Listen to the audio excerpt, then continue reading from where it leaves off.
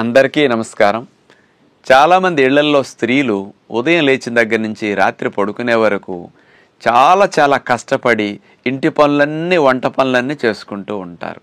మేమింత కష్టపడి పని చేసుకుంటున్నాం, మాకు ఇంకా ఈ శ్రమే సరిపోతున్నది, దీనికే మేము అలసటకు గురై కాస్త నీరసంగా నొప్పులతో బాధపడుతున్నాం, మాకింకా యోగా ఎందుకు, ఏదో కష్టం చేయని ఉద్యోగం చేసుకునే ఆడవారికైతే మీరు చెప్పొచ్చు, కానీ ఇలాంటి మాకెందుకు, మాకు అవసరం లేదు కదా అని చాలామంది స్త్రీలు భావిస్తుంటారు.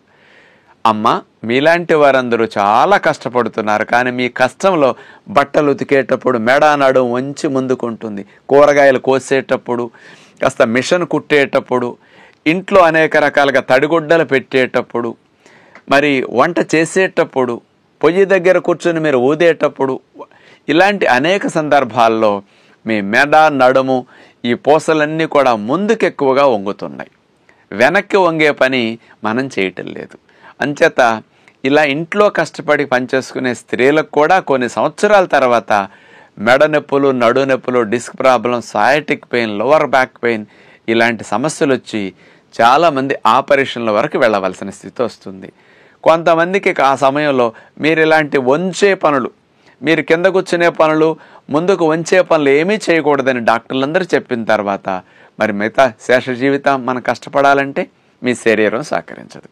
అంచేత ఏ గృహిణికైనా ఏ తల్లికైనా మీరు ఎంత కష్టపడి పనిచేసినప్పటికీ అందరి వల్ల అన్ని ఆసనాలు మీరు చేయక్కర్లా. మెడ నొప్పి, నడు నొప్పి, డిస్క్ ప్రాబ్లం, సయాటిక్ పెయిన్ ఇలాంటివి రాకుండా ఒక 5-6 ఆసనాలు మీకు తప్పనిసరిగా ప్రతిరోజు చేయగలిగితే మీరు 18 గంటలు 15 గంటలు కూర్చొని ముందుకు వంగే పని చేసిన, మిషన్ కుట్టడమే మీ వ్యాపారం, మీకు మెడ నొప్పి రాకూడదు. కొంతమందికి ఇళ్లల్లో వంట చేయటమే ఆడవారికి వృత్తిలా ఉంటుంది పాపం, అలాంటి వారికి మెడ నొప్పి వచ్చేస్తుంది. మరి ఇలాంటివి రాకుండా ఉండాలంటే ఒక్క యోగాసనాలు మీకు సహకరిస్తే తప్ప ఏ వ్యాయామాలు సహకరించవు. కాబట్టి మీరందరూ కూడా ఈ పని చేస్తున్నాం ఆ పని చేస్తున్నాం అనుకోకుండా ఒక పావు గంట 20 నిమిషాలు మీరు కేటాయించి బ్యాక్ బెండింగ్ ఆసనాలు మనం చూపించే వాటిని చూసి మీరు చేయగలిగితే మీరు పని సామర్థ్యాన్ని పెంచుకోవచ్చు, నొప్పులు లేకుండా హాయిగా ఉండొచ్చు అన్నమాట. అందుకని మీరు ఎక్కువ కాలం బాగుంటే కుటుంబం అంతా బాగుంటుందని స్త్రీలందరికీ విజ్ఞప్తి చేస్తూ యోగా చేయండి, పిల్లల చేత చేయించండి. నమస్కారం.